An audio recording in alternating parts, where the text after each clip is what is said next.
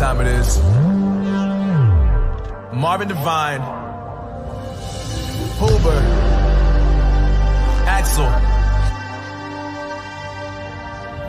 and you know how we do.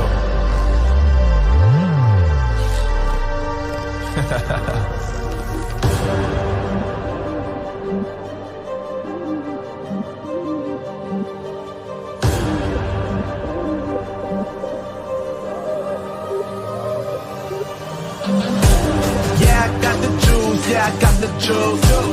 Big game cool, make them look like cool. Always play it cool, that's the biggest rule. Fuck it, what they doing, keep on doing.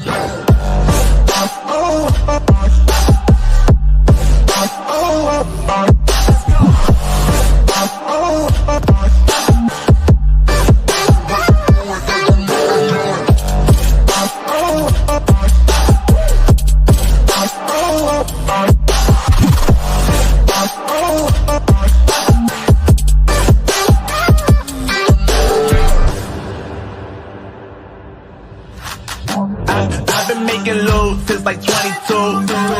Ask me how I made it right here in the booth. I'm always pursued cause of what I pursue. That's greatness, yeah, I gotta make it, I got things to lose. Boy, wanna get in my crew, but you can't get in my crew. Me, Axel, and Huber way too fireable. When this joint drop, better call the troops. And when you hear the drop, better raise the roof. Better raise the roof. You already know what happens when we link up. Let's go.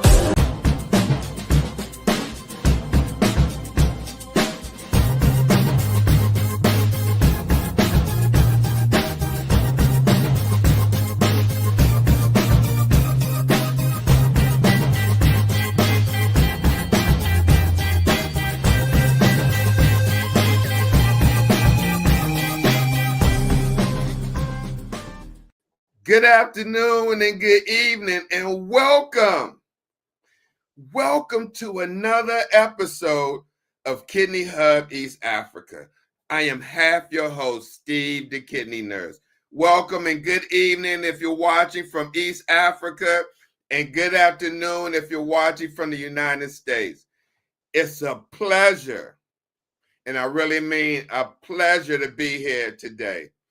Excuse me. Today, we have an interesting topic: herbal teas and kidney failure in East Africa. And as always, I have my brother in arms or in advocacy to join me today, all the way from Kissimmee, right outside of Nairobi, Kenya, the kidney ambassador himself. And let me tell you, it ain't nobody else in Kenya like this brother who is advocating for kidney disease awareness in Kenya, and is also a kidney warrior himself. With no further ado, let me give our co-host a warm co-host welcome.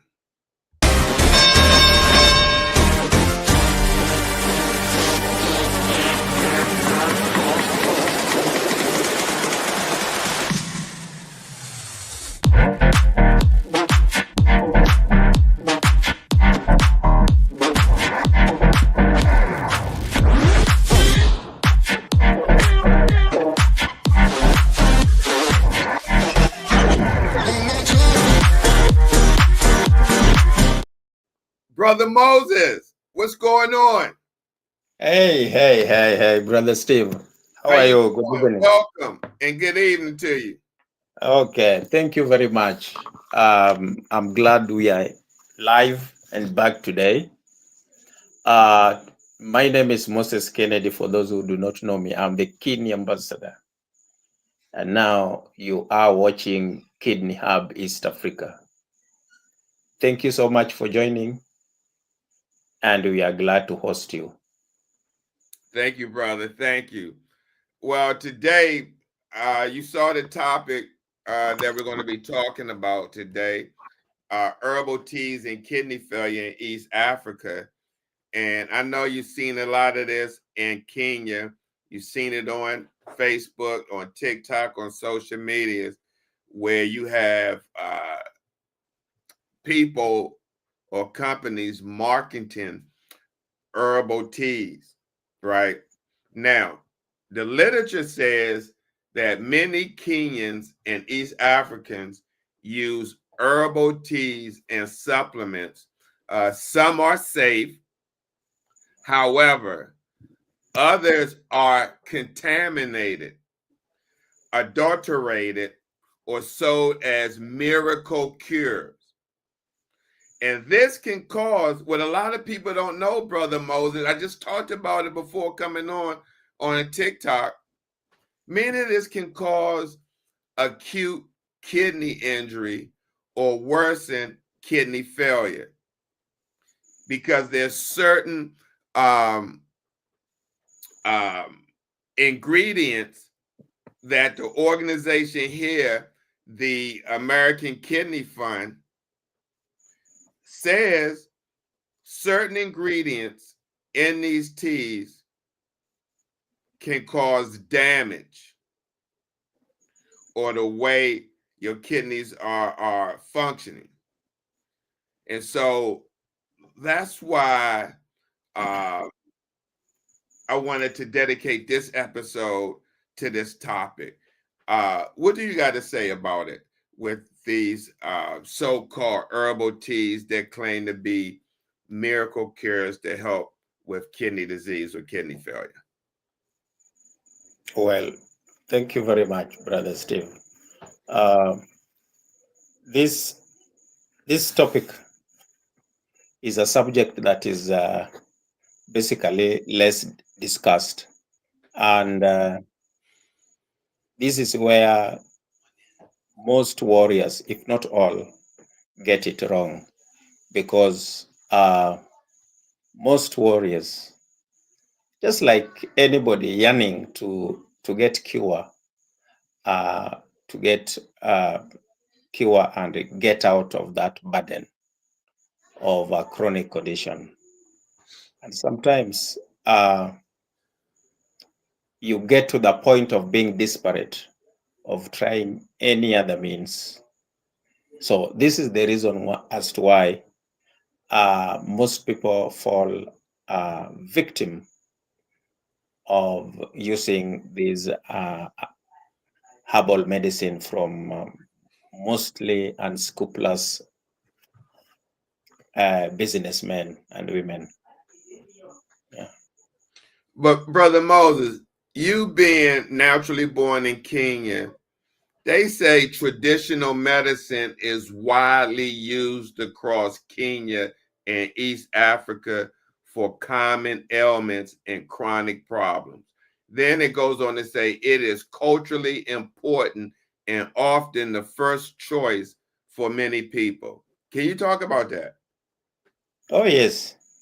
There's a thin different. There is a thin line in between uh, um, useful um, herbal medicine and those one from unscrupulous businessmen. Now, you know, the society today, as we speak, I would say, is not well defined. And you remember in the olden days, those herbals used to be much effective. And you would realize that when someone takes this path, particular path, that is a herbal healer, then he specializes in one particular illness. But right now, the trend is how comes herbal medicine are getting processed and even having additives and having preservatives. So it has moved from the real and core defining values of taking herbal medicine to, a more commercial way of consuming herbal medicine. So basically, that is the difference. Mm-hmm. So, Yes. so with many Kenyans or East Africans, when they find out that they have some type of kidney ailment or kidney disease, their first choice is to seek a traditional medicine or some type of Well, supplement. not necessarily. It depends with a setup or where the patient comes from. For example, if you come from a rural setup, then sometimes you will be convinced that, oh, let us try this option, let us try this and that. So when in the process of trying, you could be doing more harm, or in most cases, a lot of harm, particularly before seeing the conventional ways of getting diagnosed. I remember um, sometimes back, my grandmother convinced me to that my grandson, can you try out? Unfortunately, she passed on. She had wished to see me healthy and remain strong as I used to be. Now, such attachment makes you much more vulnerable to try out, because these are things that um, you get from loved ones. They are trying any other means. But then, away from loved ones, there are those people who want to take advantage of you. And now they will take advantage, realizing that you have not seen proper medication, you have not taken that steps of getting proper medication. Then they will try all the way around to convince you to take those medication. Yes, initially, sometimes back, our forefathers used them and they were genuine. But today, the art has never been passed to the next generation, because the secular medicine has consumed everything. So Mm-hmm. what is there is purely a scam, Brother Steve. Mm-hmm. Yeah, yeah. So, what a lot of people don't know, Brother Moses, what I try to, convince, even on other social media platforms, um, that some herbal teas and supplements can directly harm kidneys, especially people who already have chronic kidney disease or who are on dialysis. Now, many people don't know that common risks when taking these supplements include toxic plant compounds, contamination with heavy metals or pesticides, adulteration with pharmaceutical drugs, i.e., steroids or NSAIDs. And then from that, dehydration from the concentrated preparation and the dangerous drug interactions.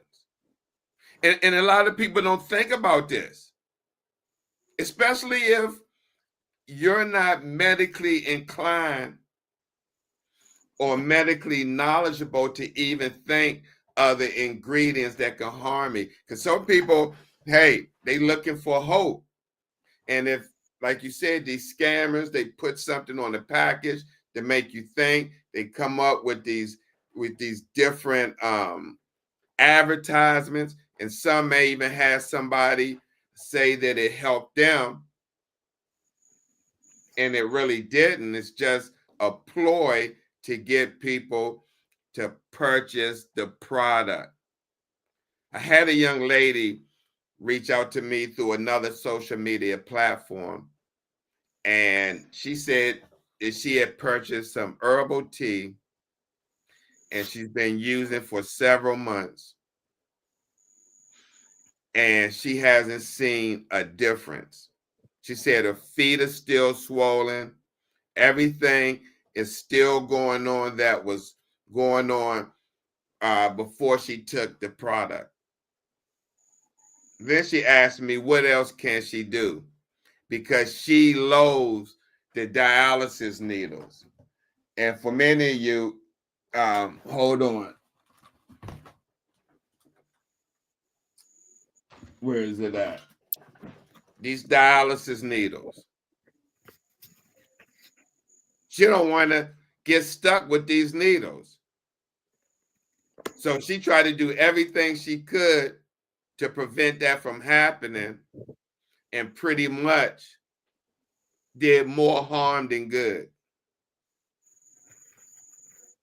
Did more harm than good. Who wouldn't want to try something different if they knew they would have to face something like this in the future? And these scammers know it. They know it. So, Brother Moses, even in East Africa, you got to get this message out wherever you're at. If someone has kidney failure or is on dialysis, any herbal product should be discussed with the renal team before using it. Do you agree with that? But again, you may be using an herbal product for something else, but this is what you got to be careful about, is any product, whether you're on dialysis or not, will it interact with medication you are already taking right now? Any comments on that, Brother Moses? Absolutely. I tend to believe there is a interaction on drugs you are taking, especially when you take this herbal medicine. Remember, most of them are just concoction.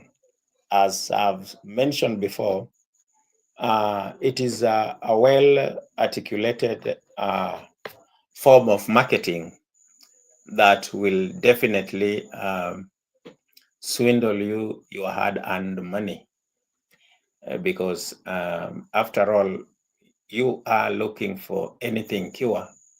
So coupled with religion, you realize that some who pose as men of God or the men of color also sell them even in the pulpit.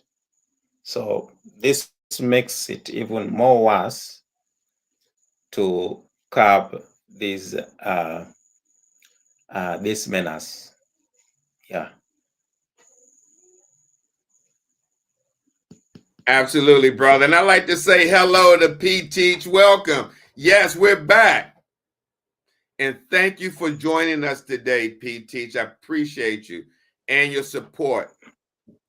And I wish we could get more people over here on YouTube, because you never know what may happen to the other platforms. But we're glad to be back. We're going to continue to keep this up as long as we can to educate, especially our brothers and sisters in East Africa. So, Brother Moses, let's move on and talk about how herbal. Oh, let me answer this question. I want to be honest. The only recommended tea I can, only tea that I could recommend, let me rephrase that. Tea that I could recommend is Lipton tea. But, regular tea that you may get out of the supermarket. I'm talking about teas that say they can cure kidney failure. Those are the teas that I'm talking about. say they could keep you off dialysis or get you off dialysis. But Brother Moses, let's talk about for a minute, not to get too deep, how herbal products can harm kidneys. And like I said, I'm not going to get real deep because I'm not a doctor, just a nurse. But let's talk about how this can directly hit the kidneys. So what can happen, you got these tubulars in the kidneys, and with some of these products, it causes direct tubular toxicity. And then with some people, sudden kidney failure or acute kidney failure, where it can shut down the kidneys. And it may not be permanent. See, chronic kidney disease is over the long term. Acute is if something happens, like shut it down.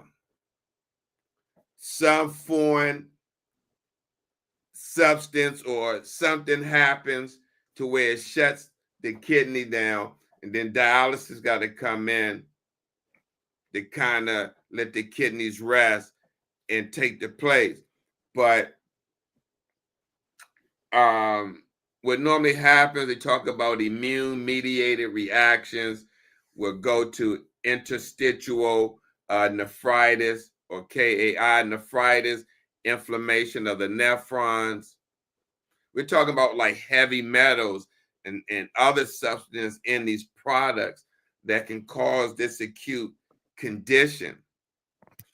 And when they talk about long-term exposure, you're constantly drinking and thinking something is going to happen. Long-term exposure can lead to chronic interstitial fibrosis and worsen the chronic kidney disease.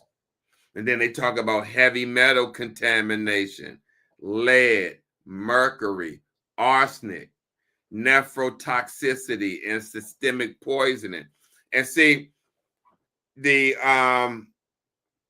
mercury, they talk about that over in India with that Ayurvedic medicine.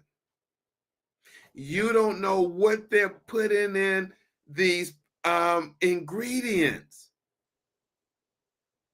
And that's what's hitting a lot of people. And then you got hidden pharmaceuticals, steroids, NSAIDs. You got worse, it can worsen your blood pressure, control, suppress immunity, and harm kidneys. You got drug interactions that change levels of prescribed medicines. Blood pressure, diabetes drugs, and you introducing other substance into your regimen, and you could be doing further damage. I mean, Brother Moses, what do you think of? What is your take on that? Because many Kenyans, I don't know if many Kenyans are able to get blood pressure medicine, because I know you had mentioned to me the insurance and how that goes. But if that's the case, if any Kenyans are taking blood pressure medicines, do they still try these supplements and not even know that it could be a possible drug interaction? Absolutely. Basically, what really also fuel this habit of seeking alternative medication is in access to healthcare services, whereby sometimes you go to a health facility, then you you are seen, and no drugs. Yet the Constitution allow this one happens almost in the entire East Africa, be it Uganda, Tanzania. This is I'm very sure of.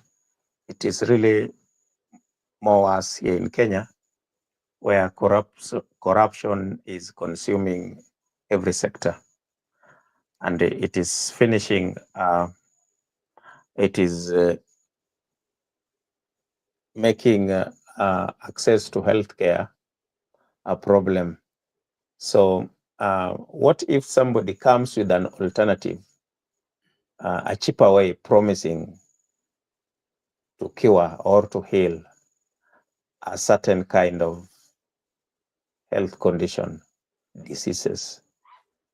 I mean, the answer is obvious. One will go for the cheaper option, not what is recommended.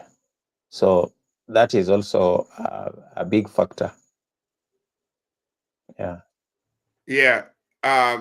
P Teach asks, is there widespread use of teas in East Africa by kidney patients? And yes, because when we first opened up the show, we talked about how traditional medicine is widely used across Kenya and East Africa for common ailments and chronic problems. Yes, there are several, not only tea, but other foods and spices that are used. However, we know of few spices that I've tested. For example, if you use lemon in making soup and whatnot, it is healthier because it will not make you consume more sodium. Things like pepper, which are okay. I mean, ginger are okay. But then we are talking about a commercial one that is processed. How do you name something herbal and it comes from a factory? Honestly, to my own understanding, herbal means if it's a bark of a tree or tree leaves. So that is basically. However, I'm against the way of industrialization where you go to a store, you want ginger, it is not ginger, it is a formula that imitate the taste and the scent of ginger. So that is where everything goes out of hand. But then, Kenya, we grow the best tea in the world. Taking just ordinary tea has no effect. Just one cup or two, or just taking coffee. But not, I mean, based on your labs anyway. But then I wouldn't recommend anything to go by the name Herbal. Yeah. Okay. Now let's look at some red flags, because this can help if you watching on TikTok, or my TikTok live, or you watching here. I want to give you some red flags and common scam tactics seen in East Africa and in Kenya. And Brother Moses, as I go down, you can tell me if you heard any of these type of scam tactics, okay? In Kenya. Number one, claims like no more dialysis, restored kidneys in weeks, or permanent cure for kidney failure. I seen that on Google. I Very seen it on interesting. TikTok. Very interesting. Let me tell you one thing. I don't know how these guys are brilliant that they normally come up with wonderful idea, sales idea that just box you in, even if you are not willing. Imagine if somebody tells you that this drug cure all, or is a miracle drug, or is a cure that I will pray, then give you this drug, and any disease under the sun shall be cured. And I'm telling you, religion is fueling this, because most of us believe in our elders, especially where we fellowship and respectively. So if maybe a rogue pastor comes and say, if you take this glass of concoction, you will get healed, or if you buy this piece of something, you get healed. That is number one. Then number two, there is a way they can demonstrate the strength of these herbal medicines on the street, so that they tell you how this medicine cures instantly. So if you are not keen, you end up getting boxed. And many more, I cannot mention means, but then they even use the media and influencers. I'm going to mention that. I got many more than just this, what I just said. Yeah. About the claim. So let me move on, because what you're about to say, I'm about to say the same thing. Another red flag and common scam tactic is pressure to stop dialysis or prescribe medicines before starting a product.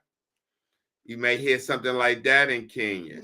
Pressure to stop dialysis or prescribe medicines before starting a product. Another one, secret or proprietary formula with no full ingredient list or lab testing. Large upfront fees, cash only demands, or house calls pushing immediate payment. Now, this is what I'm talking about, the scams that you may see in East Africa or Kenya pertaining to these herbal supplements. The last couple of ones I talked about, have you heard about that? Pressure to stop dialysis or prescribe medicines before starting the product, or secret or proprietary formula with no full ingredient list or lab testing, or large upfront fees, cash only demands, or house calls pushing immediate payment. Have you heard of that in Kenya? Oh, yes. A lot. What happens sometimes is there is there is much influence by those who deal in this industry, to the extent that to curb them, you remember, these are people who also operate with the permit and are licensed by authorities. So sometimes curbing them becomes a difficult job. But then I always say that warriors must be on the watch whenever they are to try it out. Yeah. So something that I'm going to talk about next that I see here on Facebook, social media, is loud social media ads, dramatic testimonies, or videos of miracle patients with no verifiable proof. You see that all the time on TikTok and these social media posts. saying they did this, but you don't see any verifiable proof. You see the ads, the dramatic testimonies, or videos Yes. of miracles that this works, Yes. but again, no verifiable proof. Absolutely. Even if they go to the extent of doing an advert, maybe including mainstream, not only social media, including mainstream, they pay and they hire people, I've seen, to give a testimony of how they were once cured using the same herbalist, so that you get others who are also in the same condition are lured. Yes, I've seen it severally. Mm-hmm. And also Mhm. in Kenya, have you seen the market of powdered mixes from markets or online sellers with no vendor identity or product batch details? Absolutely. They don't include expiry date. Uh, they don't label maybe the food content or the content, the chemical content in it. What they label is um, uh, what the medicine cures, but then no expiry date, uh, no location, no everything, no address on it. Uh, it only speaks loud on healing and cure. Yeah. Mm. So now let's shift gears into clinical signs to watch for, or what callers or patients often report if you take these supplements. You may have clinical signs that you don't know. You may think it's the medicine working, or not the medicine, but the supplement working. So if you're watching this, I don't care if you're in East Africa or you're in the United States, United Kingdom, or in any of the Asian countries, and you see these type of supplements on social media claiming to get you off dialysis, or say no transplant, no dialysis.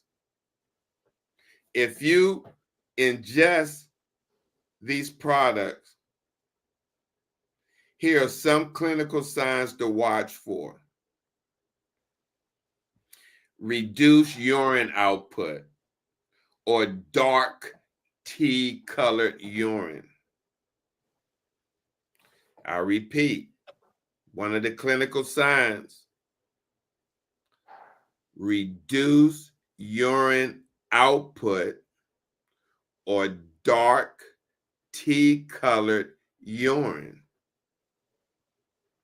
Another one: new or worsening swelling in the legs or the face, especially in a person that has CKD, chronic kidney disease. Okay.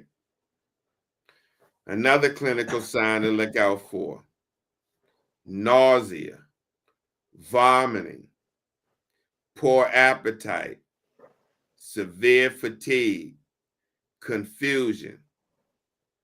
You know where that coming from? The dehydration. Again, nausea, vomiting, poor appetite, severe fatigue, confusion. Another clinical sign to watch for: sudden increase in breathlessness, which means fluid overload, or seizures due to severe electrolyte trouble. Again, a lot of these ingredients create a diuretic effect. And you urinate and urinate and you think you're cleaning your system, but you're steadily dehydrating yourself because you're not replenishing yourself with water. You may be drinking other type of juices.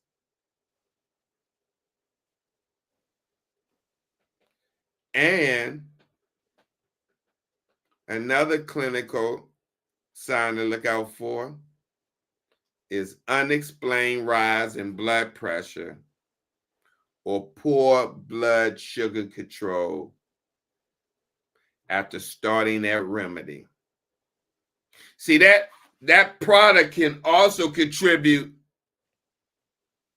to elevated blood pressure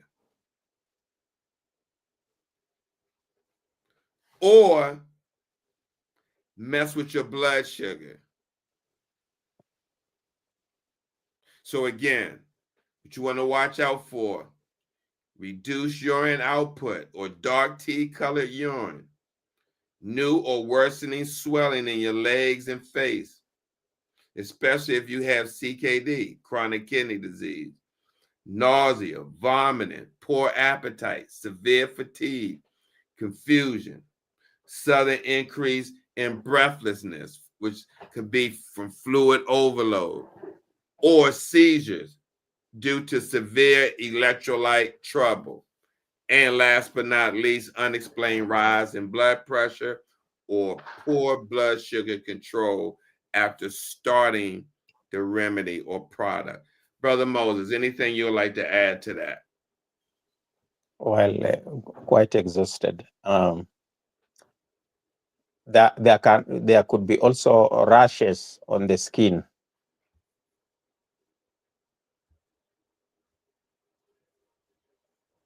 Rashes on the skin and diarrhea. These are also effect of. Okay. Yep. Now,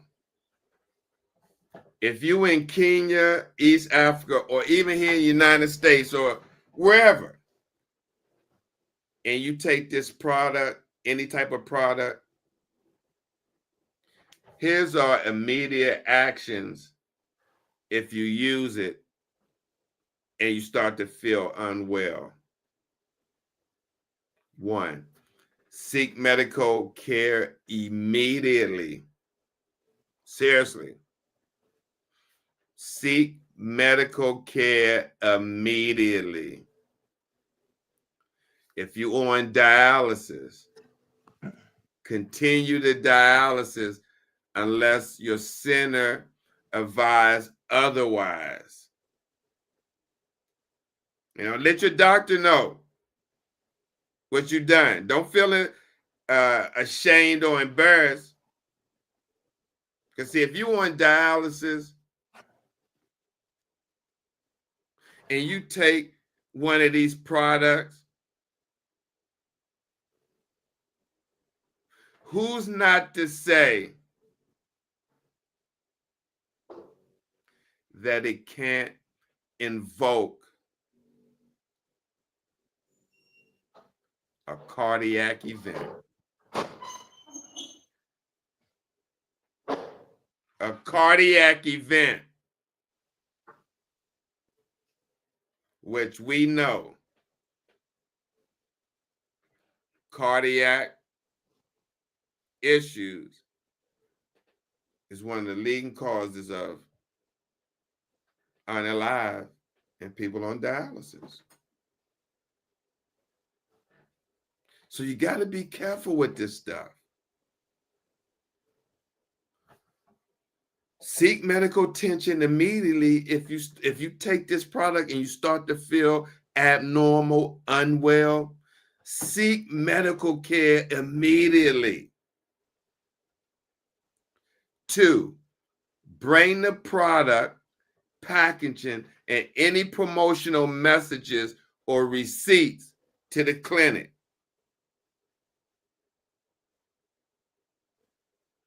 And if you can't go to the hospital, let them know. Try to ask for urgent tests, blood pressure, blood sugar, urine dipstick, serum creatinine, EGFR to tell you what your kidney function is, and electrolytes.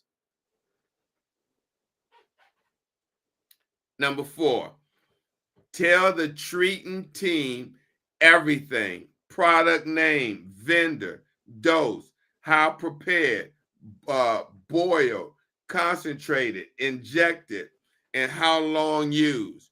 And then 5, report the product to regulators and consumer protection bodies. Because you don't want anybody else to go through the same crap you went through. That's why we do these lives. But someone is going to slip through the crack and try the product. And they're not going to tell you they lose their money and end up having to go to the hospital or deal with that. A lot of people be ashamed. Brother Moses, any word, anything you want to say? Oh yes, definitely. People lose their money, and out of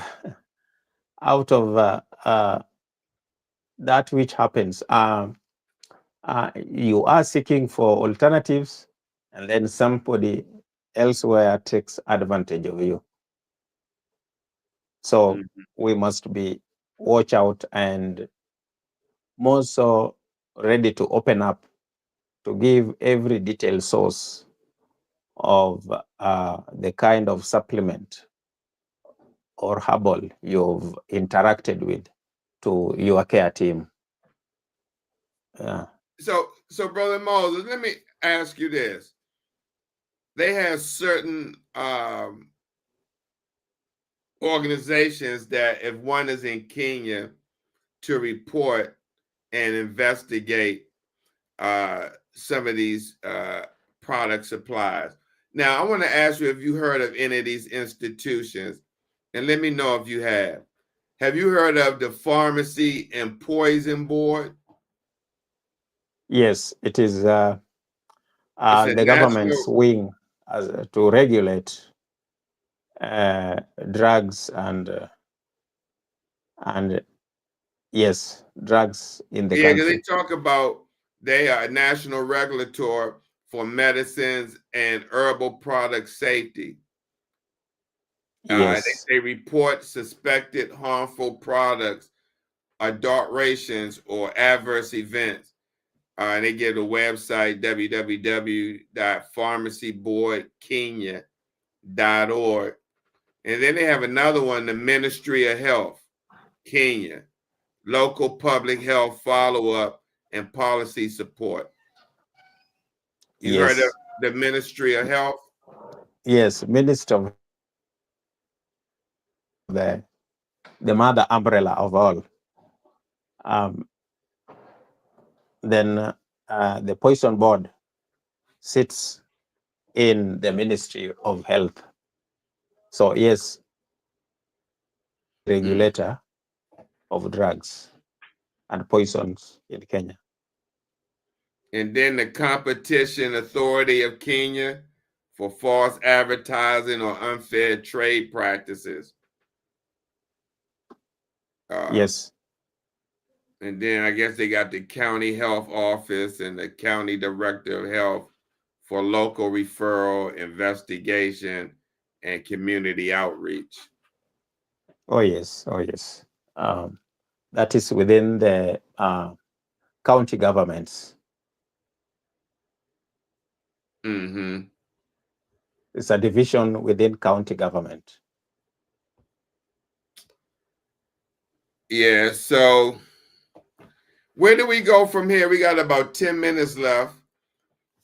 In your opinion, what do we do now we know that a lot of these products are scams. How do we educate people more than just a podcast where, you know, not even more than 10 people were on here at one time, but there's always the rebroadcast of the program. But how do you encourage or get individuals who are willing to seek these products but not venture into the education about these products before trying them out? Well, sometimes it might be tricky because we are just two individuals. But then what happens is that we can just keep on with the education because knowledge is power. And we can always talk about it, not once, not twice. The few people we shall influence will just be of benefit. But we should make it clear that herbal medication should be a no-go zone for anybody with the chronic condition. Actually, just from the word go, we should be very clear that herbal medicine is a no-go zone. If we begin it from there, then the message is bold and written outside there. Yeah. Mm-hmm. Yeah, brother. It's a lot of people that's falling victim and prey to these scammers.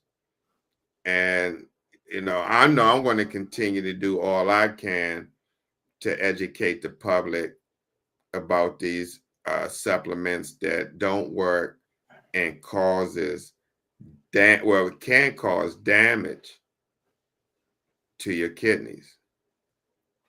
So this was a great topic to speak on because it impacts many people, not just in East Africa, but all across the world. And I've seen, especially in US, I see it, people going to places like San Diego, or people are traveling from US to Thailand, where it is rumored that they have the best medicinal. And I think But people it's are just people trying in to... Thailand that's on dialysis. Sorry? It's people in Thailand that's on dialysis. Yes, they are. So that one also baffles you, because if they purport that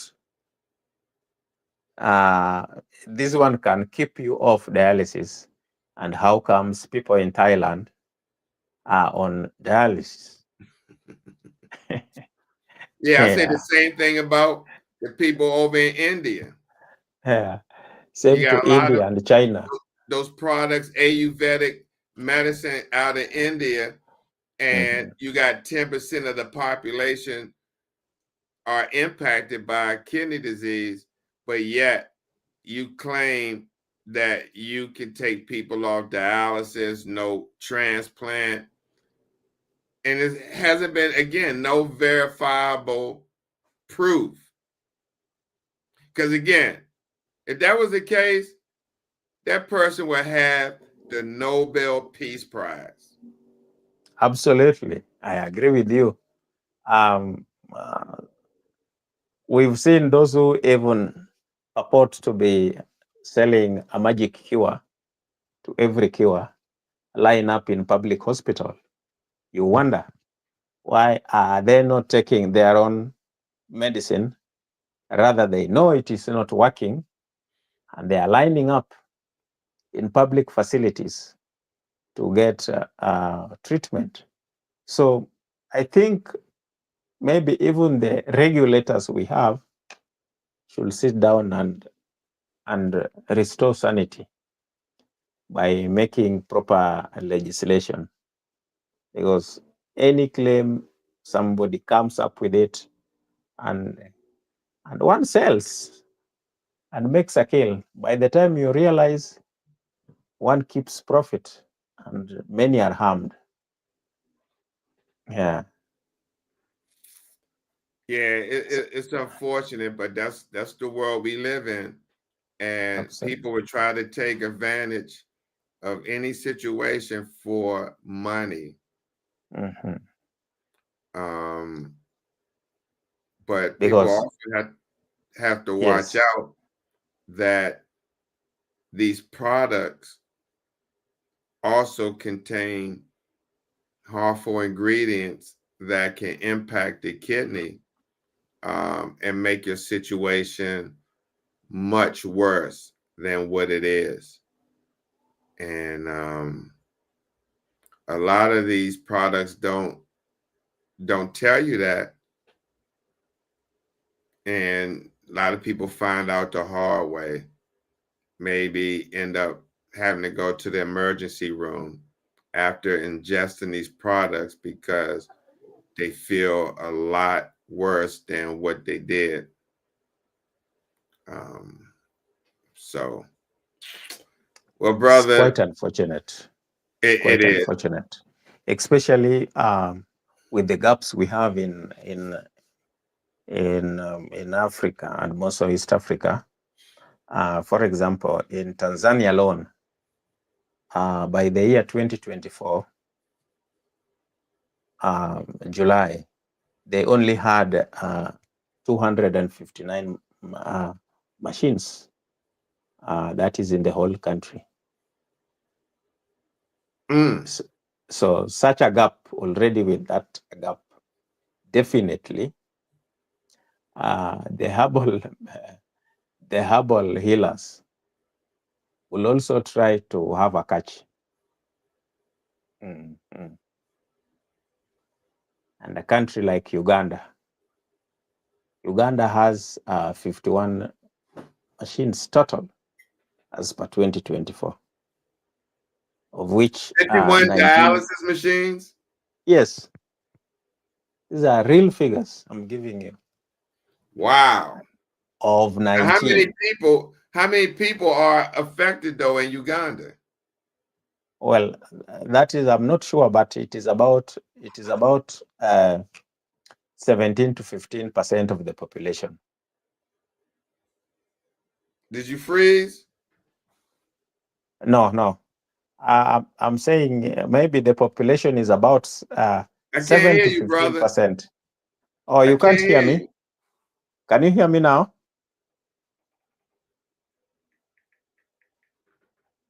Can you hear me?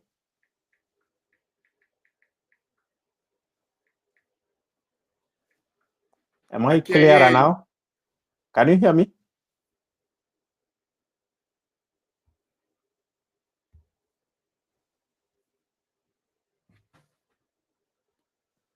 I can't hear you. Oh, I can hear you on your side. Oops, let me check. Let me check what is Oh, happening. you can hear him? I can't hear him. Okay. Awesome. Okay, you have unmuted now. Can you hear me? Brother, can you drop down? I Can can't you hear hear you. me? You can. All right. Drop down and come back. Okay.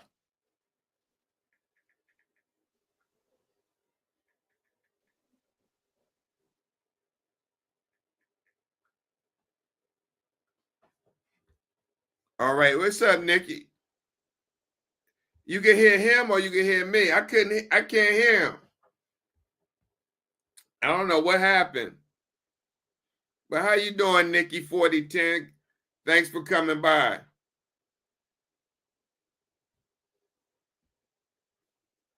I couldn't hear him. Oh, okay.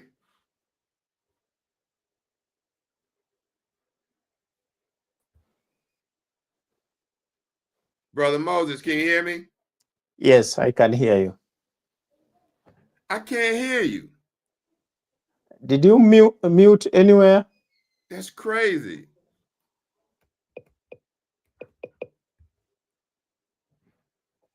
I can't hear you.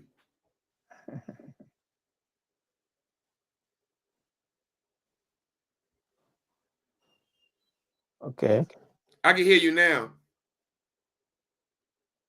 Say You have something. unmuted. Oh, it was on your side. No, it wasn't muted. Yeah. Now you Okay, can I hear can me hear you. now? Yeah, I can hear you. Yeah. It was muted on your side. Now it is unmuted. So I looked up how many people in Uganda has kidney disease, and it says it's difficult to provide an exact number for the entire country, but studies suggest the overall prevalence of chronic kidney disease in Uganda varies with an estimated prevalence of 6.8%, 9% to 10% if considering a 2025 population of 47 million. However, this rate differs significantly by region, with higher prevalence in the East. In some specific communities, the prevalence can be as high as 15% for those with underlying conditions like HIV or hypertension. Now, you telling me out of this that they only have 50 something dialysis machines? Yes, 51. That is as per the data collected by 2024. Because they said about 7 in every 100 Ugandans are living with kidney disease. That translates to 7% or roughly 3.2 million people, a statistic that may not seem extraordinary at first glance. I mean, 50 something machines. Yes, I was speaking to Aura directly yesterday, not yesterday, on Friday. I was speaking to Aura directly. Wow. In Uganda. Yeah. So, man,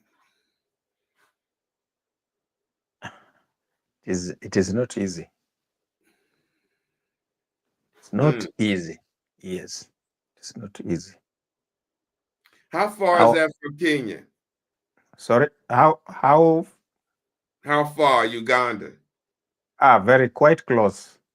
Especially where I am here in Kisumu, it takes about 2.5 hours, 3 by To get road. to Two and a Uganda? half.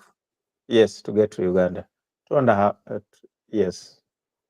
You know, public means they go stop. But if you would go consistently, it might take you about 2 hours, a maximum of 2 hours. Yeah. So Are it there is not clinics far. set up like in Kenya? Well, I've visited, but not visiting clinics over there. But I've interacted with few who have managed within the border to cross and get other services in Kenya. Because Kenyan private dialysis industry is really thriving. Regardless of of care of a patient being taken into consideration. It is thriving as a form of business. Mm. Uh, So, what about people who live in the rural areas that's on dialysis? Are there clinics out in the rural areas, or they have to make their way to the city? I guess I'm not sure, but then I guess people like in Tanzania, I really find it hard. It is survival of the fittest, I guess, because currently in Jubaland there is war. In Sudan there is war. I mean, definitely they are affected. Seriously, they are affected. Only those who can afford moves to the cities of Nairobi and other places. Yeah. Mm. But of course, Kenya is a country where anybody with money can come and live. And that is why you see the cost of living in Kenya is so high. Yeah. I ain't gonna lie, I've seen on on TikTok and some social media sites, they advertise and come by a home in Kenya, and the area is nice. It almost look like it's out in the suburbs somewhere. The homes are nice when you go in, up to date, modernized. Not to say I was looking for anything different, but I'm talking about homes that may run up to like 200,000, 100,000 US dollars. You got pools in the backyard in Kenya. Yes, yes. We have amazing residential industry in Kenya. Amazing, amazing. But it is for the opulence. It is the have. Basically, what you don't get in Kenya, you can't get it anywhere in other part of Africa. To put it that way, we have the best beaches, white sand beaches. We have amongst wonders of the world, wild beast migration. I mean, we have wonderful stuff, but then now it has been completely commercialized. For example, there is a housing crisis in Kenya. There is public transport is not easy. Eh, It is. It is. If you have the means, you have the way. Your ways. Yeah, it is that way. Yeah, yeah. We have basically everything, but for the who and who in the society. Yeah, yeah. So Yeah. yes, there are even the B&B. If you just check, I mean, I would just say Kenya is amazing, but then corruption. Yeah. Yeah, everywhere. It's People. everywhere, but I get it. Yeah, but ours is really teething because everywhere people want to embezzle funds everywhere, Yeah, including including a village elder. I just wish that when it comes to like these chronic conditions like kidney disease, uh, Yes, that it can be uh, distributed equally, and people be able to or should be able to afford or have the medicine to help treat some of the conditions that come with kidney disease, like anemia, the epigen for anemia, or one gets an infection, able to afford this medicine right here called vancomycin, which is an Vancomycin. antibiotic, or or the binders like Sensipar or calcitriol. Like Or the even, binders, yeah, quite expensive. Quite expensive. yeah, I'm sure. But Yeah. I wish that y'all had insurance over there that would cover that, like they have here in the United States. So, Yeah. You know, I tend to believe that in the United States, they are better off, although they also have other problems, which might not be the same as here in Kenya. But then um, I tend to believe they are better off because system works there. But in here, we have the big man syndrome, where there are people bigger than institutions. So yes, it's a big challenge, brother Steve. mm-hmm. Mhm. All right, brother Moses, we're about 11 minutes over time. I gotta go and start my day. It's actually about 2:30 p.m. here in Washington D.C., which I'm sure is 9:30 in Kissimmee, Kenya. So we'll be back next week with another show. If you have anything, Brother Moses, that you want to speak about, please, let me know. And we'll go from there.